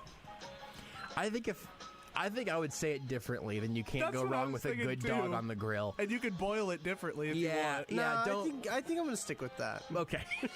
Number 4 for me, shish kebabs. You want to get some veggies involved? You want to get that veggie? I was trying to think. The whole time Tucker was doing his, I was trying to think of that word. Just put. I forgot what it was called. I was like, what is it? Veggie or shish kebab? Shish kebab. I was like, I knew it was something bob, but I was like, what is it? It's not just a bob. You don't just put it on a bob. You want to get a little chunk of chicken, maybe a pepper, a little piece of onion. You want to stack that mother up. Little shish kebab right there. And I tell you what you do when you take a shish kebab off the grill? Don't take a fork and slide it all off. You eat it off of the stick. It's an outdoor grilling food. Yep. I think Jordan's mad at me now also. Jordan, number 4. I have hot dogs too. Oh, okay. I think that Tucker kind of said I separated brats and hot dogs. A little spoiler for the rest of my rankings, but hot dogs check in at number 4. That's fair. Rudy, number 3. Number 3, it's hard, man. It's hard to beat a steak. Steak on the grill. You just feel like a man outside. You're just like, hey, medium rare. I like mine bloody. Yeah. I like to. I want to see it dripping. I want to see that red. Just just a real man out there. You take a steak out, you put it on the grill. It's not even on. You just run a flashlight over it, flip it over, run the flashlight over it again. Good to go. Medium rare. Tucker, number 3. I forgot already. Your phone is in your hand. By the way, all the flavors in the medium rare. Anybody who eats any meat You're right. that's not medium rare, Chicken, you're just missing medium out on all the rare. flavors. Any meat, like chicken, like pork. beef. Yeah, sure. If I would have had my notepad, this would be a lot easier I because I know. could just look down, but I've got to use technology. I'm sorry for not bringing your notepad for you. Burgers. I like a good burger, a nice patty on the grill. Always hits different than if you just make it inside in like an electric skillet or a Not cast the iron same. pan. Not the same. The same. Not the same. Number 3 for me is chicken. You got to get those little. It's a good surface to get those perfect square, kind of the cross hatching of the grill marks, and you get a real nice smoky flavor. Just a canvas there for you. Jordan, number 3. I have steaks, and that's the second in a row that I've copied off somebody else, so hopefully the next one's different. Rudy, number 2. Number 2, I went with brats. I love brats, man. I'm a big brats guy. Rudy, what's your favorite brat? Because if it's the same as me, I'm leaving. I'd probably go like a jalapeno cheddar brat. Is it jalapeno? It's cheddar brat. Cheddar brat. What? Okay, yes. Yeah, It's I would throw cheddar brats. I would throw like a little jalapeno as a younger age, definitely just cheddar. As I got older, my love for jalapenos. By the time you're Rudy's age, you might enjoy jalapenos more, Jordan. Throw a little jalapenos in there. All right, so Jordan, you're number 2. Go ahead. I have brats, and specifically cheddar brats. Tucker. Number 2 is a big old pork ready chop.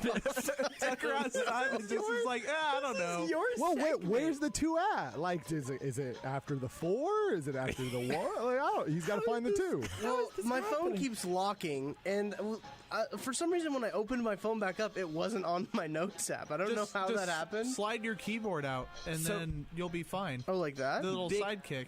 Big old porky. Big old porky. Slide your keyboard Big out, old gosh. porky is your Big number old 2. porky. A big, nice pork chop, at least an inch thick on the bloody. grill. Yes, it needs to be a little pink on the inside. Little bloody. And it's one of those with a big old bone in it too. At least you didn't say you could do a nice pig on the grill. You could boil it too if you really wanted to. I'm just taking your favorite family pets and putting them on the grill. My number 2, pineapple. Wow. It's a wonderful curveball, especially if you're already making the chicken, a little bit of barbecue there with it, maybe. I love a pineapple. We already did Jordan's number 2. Rudy, number 1. Number 1, I kind of hinted at it a little bit earlier, but number 1 for me is I love some good jalapeno wrapped in a little bit of bacon. Or, it doesn't have to even be wrapped in bacon, but just jalapeno in general. But like if it's wrapped in bacon, it's even better. A little bacon wrapped jalapeno. Love a grilled jalapeno. I can just sit there and just eat grilled jalapeno as my only meal. Just give me that jalapeno. That whole ranking was so Salazar until you said jalapeno. Yeah, and then you were Rudy again. Rudy Salazar is all about the jalapenos. 100%. Tucker, number 1. I've got a nice fatty steak. Again, another one that is at least an inch thick. Just something that I could really sink the teeth into. Something that's nice, good, marbled. Maybe Wagyu A5. That's what I get for following Beards on Twitter and him just like tweeting out pictures of steak. That's right. I kept getting Reddit notifications about steak. My number 1's a hamburger, and to be honest, I don't really care what kind of hamburger it is. It can be a turkey burger. It can be a good old normal burger. You can give me a little bison burger. I don't really care. You want me Flipping a burger on the grill, good feeling. You want me to give you a little tip to add to that burger experience? A little bacon wrapped jalapeno. You put that stuff, cheese, jalapeno, inside the burger. Damn. So you take like 2 patties, essentially half a patty. You put whatever you want in the middle. You make a nice juicy Lucy. That sounds great. They're fantastic. Hard to make, but fantastic. Jordan, what's your number 1 food to grill outside? I've got burgers, which makes it what? Did I copy every single one? Yeah, you did, because Rudy said chicken first. I made you go last because this was your first power ranking, so we'll let you go first next time, and so everyone else seems like a copy. This happens. I could have thought of like vegetable medley or pineapple. You couldn't have thought about vegetable medley because you're not a pervert, and that. Hey now, wait, what? What is going on? Top 5 picks from the 2018 draft.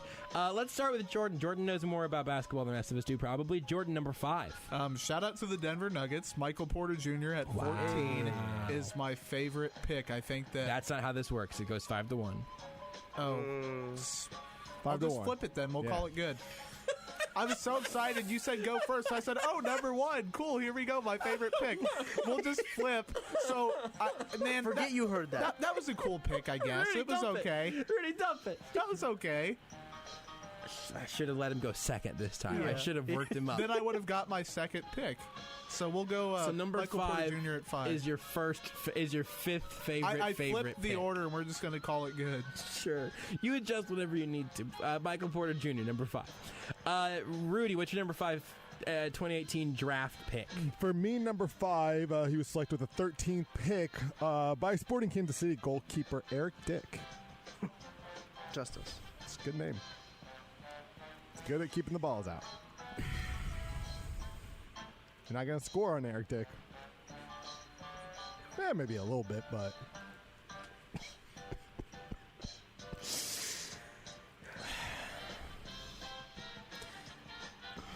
Tucker, what's your number 5 favorite pick from the 2018 draft? I've got Wendell Carter Jr. He was drafted by the Bulls, but currently plays for the Orlando Magic. My number 5 pick from the 2018 draft, a bit of a surprise here, DeAndre Ayton. Whoa. We'll talk more about him in a minute. I'm sure Hang it'll come on. up again. I don't want to expand on it too much right now. Suns and Clippers tonight here. It's on Sports Radio 810. We'll come back around to it. Okay. Jordan, number 4. Or number 2. So I can't. It's really up to you. I have to move Breland Speaks down the list. Yeah, so he can be number. It doesn't really matter. Okay. You can make him number 1. He's going to be on Rudy's list 100%. By the way. Yeah. I think you just Eric blocked Rudy. I was joking. He's not. I have McCall Bridges at. Love him. Yeah, he Great. went number 10 to Philly, and then they, for some reason, wanted to trade him and said, we're not interested in the wingspan and the defensive capability. Why would they Future Nugget star, Mikal Bridges. Rudy would give it all away for Mikal Bridges. They need him, too, because, I love Porter, but he can't play defense. Or can't love not Porter very that much. He was your well. 5th favorite pick from the draft. Yeah. True. Yeah, that's right. Rudy, number 4. Number 4, selected 4th overall, left winger Brady Tkachuk, Chuck. yeah. Ottawa Senators. He's good. I can't believe Rudy did this. Tucker, number 4. No wonder he was so specific on the I knew there was something. Those are the rules. No, you're right. You're playing by the rules. Fine. I just should have seen there was a red flag that you cared so much about the rules all of a sudden. Yeah. So he's made me have to adjust on the fly. Sure. So I went Kyler Murray, drafted number 4 by the Oakland Athletics in the 2018 draft. Wow. Very exciting. Yeah. Number 4 for me, DeAndre Ayton. More on him in a second. Jordan. A little low. Jordan, number 3. Shea Gilgeous-Alexander. Wow. Kentucky. He went to the Hornets, then was traded to OKC. So I think that was a pretty good pick, and it ended up working out for him. So Rudy, number 3. Well, Tucker's real bleep hole. Number 3, Kyler Murray, outfielder. To the Oakland A's. Athletics. Yep. Tucker, number 3. I've got Mo Bamba. Yeah. Yep. Plays for the Magic. What's that? How's that song about him go? What's the hook of that? Somebody's got Mo's. I don't know who. I don't think who's got it's- Mo's. just don't sing the second Isn't that part. the old song from like the 90s? Bomba number 5 or whatever? Yeah, Mo Bamba number 5 is the best fantasy basketball name you could possibly have. Number 3 for me, it's a bit of a surprise, a little low. And you guys know that I love him, but number 3 for me is DeAndre Ayton. First overall pick for the Suns that year. More on him in a minute. We'll talk about him more in a second. That low. Yeah, I know it's a little low. We'll get back to him in a second. Jordan, number 2, your top 5 picks for the 2018 draft. Mitchell Robinson at 36 to the New York Knicks, who Josh found out is like Good solid pick. top 1 all-time in NBA history in Western Kentucky. Was it win shares among 2018? Well, draft picks or something? Third overall in win shares behind whoever the Mavs took. I can't remember his name. That DeAndre one Ayton, guy. and then it Shane was Larson. him. I think it was Shea. It was Gilgeous-Alexander. Jalen Brunson. I think it was one of them. Mitchell Robinson committed to Western Kentucky, but never actually really played at Western Kentucky. Yeah, that was the whole thing. Rudy knows so much about where random dudes went to Yeah. college. It's very strange. Rudy, number 2 pick from the 2018 draft. Number 2, the second overall pick. The person, player, this is the only spot you should ever draft a player number 2 overall. The GOAT, clearly. Running back Saquon Barkley. Yeah. Did he go second overall? Second overall, baby. I thought he went third. Nope, He was second. second overall. Great pick. Look how the Giants Look roll. at the Giants now, dude. You're right. You're right, man. You're right. What an arsenal they Case have. in point. Yeah, what a great team they are. Tucker, number 2. Yeah, number 2, Trey Young. You know, he went to Oklahoma. Rudy, did you know that? I think that's a lie. Number 2 for me. I know this is a little low, maybe. I know you guys know that I love this guy. But Kostas Antetokounmpo, last pick of the draft, 60th overall. Really good value there. Kostas. Great length. Dayton. Better than his brother. Who is Dayton? Or wait, was Thonis Yeah, Dayton? who's he dating? Is Thonis Dayton or is Kostas Dayton? I mean, they're probably both Dayton at some level. The pandemic's over and they're wealthy and in the NBA. Dayton's probably pretty easy for them. But which one's Dayton a flyer? God, bleep it. Jordan, what's Kostas your number? nailed it. Jordan, I look, basketball reference said his name is pronounced Costas, like Bob. Bob Costas up to the Costas Costco Antetokounmpo. Dayton and Costas. Jordan, you want to say his full name? Konstantinos Ndubuisi Antetokounmpo. Nailed it. Can we spell Antetokounmpo? Because I can. That's Go a ahead. flex. Go ahead. Anteto-Kounmpo. I think you added an O. Pick it up at K again.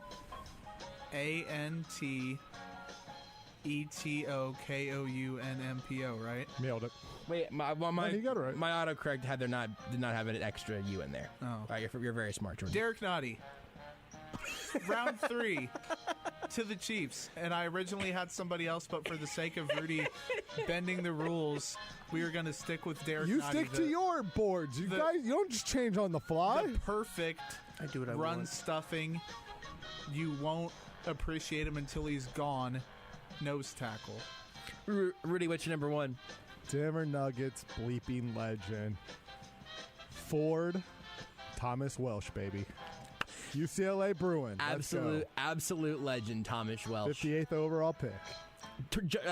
Tucker, there's too many people here. Tucker, what's your number 1? Michael Porter Jr., he went to Missouri. Did you know that, Rudy? How many games did he play in Missouri? Let's not talk about that. He was at the university. 1.5. I think the answer is probably like. Do you know how many minutes he played, Rudy? I don't. Let's say 234. Oh, it was less than that. I think it was like 37. He or something. only played in the SEC tournament that year. He played in the very first game of the season, left within 2 minutes, and then played in the SEC tournament. They lost that game. It was against Georgia. So it's got to be like it's easily less than 40 because he didn't play that full 40-minute game in the tournament. So 37 may not have been a bad pick, but he wouldn't have played 35 in the tournament game. Well, maybe. My number 1 is DeAndre Ayton. More on him in a minute. We gotta move a little quicker. I just sort of was realizing that among a bunch of other things. Are you guys ready? Yeah. Let's do it. For your top 5 fireworks. Mm-hmm. Tucker. Did we do our worst ones? No. Did everyone do a dishonorable mention? I mean, I did. For firework? I got sparklers. Never mind. We have an I extra got minute. fountain. Then I thought we're good, everybody. Fountains are. Oh, really going fountains first? Suck. That's your bottom one? Yeah, fountains suck. Wow, that was They're lame. They think they're cool. They're like, oh, look at us, we're cool, but you're lame. that was around 6 for me. That was on my bubble. The fountain. Fountains suck. Did you say one, I Tucker? said sparklers. I don't But like, Nah. but like, Sparklers are mine too. but the They're sparkler, stupid. but like the sparkler isn't trying to be yourself. something it's not, right? Like the fountain is like, hey, look at me, I'm a big Look at how firework. cool I am. But you're I'm a not. big firework. The sparkler is I think just that's like, fair. hey, I'm here. You light me up. You hand it to a kid, and the kid's like writing his name with it, and you see it in the smoke a little bit. Like burnt. it knows what it is. Yeah. My number 5 are those little charcoal snakes. They just ruin your patio. Wait, so that's the bad. That's your bad one. That's my dishonorable mention. Oh, okay, gotcha. Number 5, Tucker. What's your number 5 firework? Snakes. How? Why? I just think it's kind of cool to see them all go around. Isn't that the point of fireworks in general, I though? just think it's kind of cool. I wanted there to be representation for all types of fireworks here, so I'll take that as a dub, I guess. That's fine. I enjoyed them once upon a time, and then I turned 7. I got on to cooler things. Rudy, what is your number 5 firework? Smoke bomb. It's like the nature's dying process. You run through it, you got a little pink on you, See. you got a little purple on you, you got a little green on you. Sure, the side of the house now looks like the rainbow, but that's Dad's problem. It'll also, you light like 5 of them all at once. You get to run through a full rainbow like you're running onto the field for a football game or It's the most something. magical experience of your life. Jordan, you don't seem like you like smoke bombs. I put sparklers / smoke bombs for my dishonorable mention. I like And a smoke bomb. There's something for everybody, but my 5, I'm just going to cut off whoever's going. That's your turn. Oh, okay. Well, I'm going to Not cut. quite as rebellious. I'll cut myself off then. Do it. Jordan. Parachutes. I kind of like them, and people are going to think they're stupid, but there's something about just the little dude shooting up into the sky and then coming down. They're cool, and you try to catch them, and then I turned 8, you know. Do we have anti-parachute people in this building right now? In the studio? They're surprisingly high on my list. Oh. Well, that's a good surprise. We'll come back around to parachutes. Okay, right on. My number 1 firework is DeAndre Ayton. Number 5 for me, those little poppers you can throw at people's feet. Oh, those are good. Throwing them Yeah, just those on the are patio is solid, kind of yeah. fun because it makes it feel like maybe you have a little superpower, something explodes that you throw. But then you start throwing them at It's your brother's magic. bare feet, and you're like, Yeah. boy, if I could just get a little shrapnel there, I bet I could hurt him a little bit. Yeah, that's solid. Not that I ever do that still. Tucker, number 4 firework. Katy Perry. Rudy, number 4 firework. Let's not justify that with any more information than we need to. Let's not indulge him. Parachutes. Wow, parachute Same gang. reason Jordan said. They're fun to watch them shoot up in the air, and then you chase after him. Then pretty cool. he gets caught in a tree, Shut and up, you're Tucker. just like, well, there You lost microphone went privileges. that go, but it's fun. You're fighting other kids for the parachute, Jordan, number 4. jumping in other people's yards. M80s are so cool. I love them. jeez. It's just, yeah. We're like, hey, little Army Man falls from the sky. And then he just gets blown up by an 80. What? M80s are the best. You man. say dynamite, we're going to come back, and Tucker's going to say number 3 is Teo Cruz.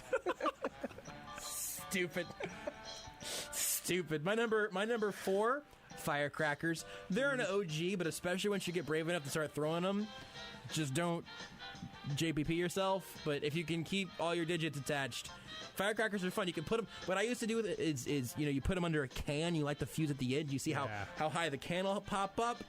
It's great fun. You'll have a blast. You will. You absolutely will. You may have fewer fingers at the end of it. So be careful, kids. Don't do the can thing. Don't do the throwing them. Hey, you can still rush the passer pretty effectively, apparently, with 7.5 fingers or however many he has. You can throw fireworks as long as the only person there trying to stop you from throwing fireworks is Mike Rimmers and Andrew Wiley. Yes.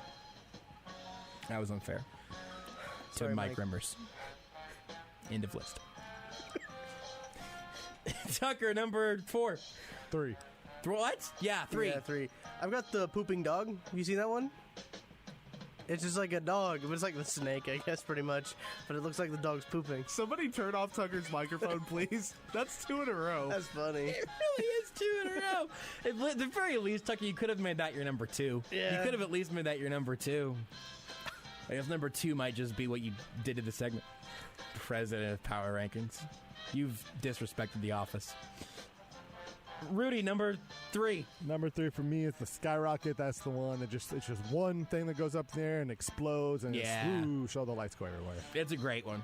It's a great one. Sorry to beat it. Number 3, Jordan. Roman candles. I think they're cool. Why? I like holding them and then like letting them shoot out, which is probably irresponsible. Definitely don't do this, kids. Yeah. We should have put that advisory at the beginning of the segment. We're grown-ups. Yeah, Roman candle, number 3. Number 3 for me, blossoms. Underrated. They're good for a tight space. You're on a little suburban street. You can go let a blossom out there. It'll make some noises and some lights. And it'll spin around. Everyone will be happy by the end of it. So number 3 is blossoms. Tucker, number 2. I got parachutes. I mean, the reasons everybody else.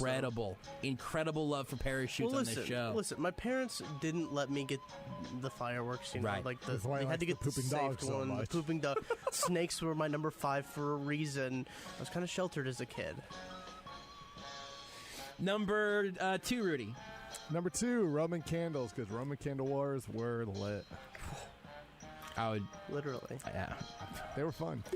I'm worried Tucker's going to say like Kauffman Stadium or something next. Like not even I am very worried about Tucker's number 1. What is your number 2, Jordan? artillery shells. I think they're cool. Well, I don't know what that means. It's Seems like biggins. So it's kind of like the skyrockets. But they're not necessarily shooting off a bunch of. It's just an explosion like an artillery shell. I used to call they're them good. big booms when I was a kid because I didn't know what the heck they were called. So that probably would have been a better. Anytime you hear a description. loud boom in the air and you look around, It's you an don't really artillery see shell. anything. It's an artillery shell. Yeah. Number 2 for me, big ones. Just anything that you see in an outdoor fireworks show. Yeah. That's just they all qualify. Well, I'm also going to make an executive order here. We're wrapping this whole show up right now. So Tucker number 1. You guys can all say goodbye to your moms at the end of this segment. This is going to be our last segment of the show. I can see it. Tucker number 1. I know Joke wrote down big ones like as my number 1. I wrote down big ones as number 2. So big ones are my number 1. Anything at like Kauffman Stadium, or remember when the Chiefs ran out of fireworks that one time? Those are probably my favorite fireworks. Chiefs scoring touchdown fireworks are my favorite fireworks. That's beautiful, Tucker. That's beautiful. Rudy number 1. Number 1, I like the missiles. That are like there's like 40 of them. They're woo, woo, woo, woo, woo, woo. The little missiles, because every time for family when we do one would fall over and would be pointing at us. And it's fun. Everybody run. It's festive and fun. Jordan number 1. This is going to run perfectly with our bit. America's Glory is my favorite firework there is. Is that a type of fireworks, or you just have a lot of national pride? No, it's the specific one, and it has like the American flag wrapped around the thing. Like, and I think there might be an eagle on the top of it. Probably.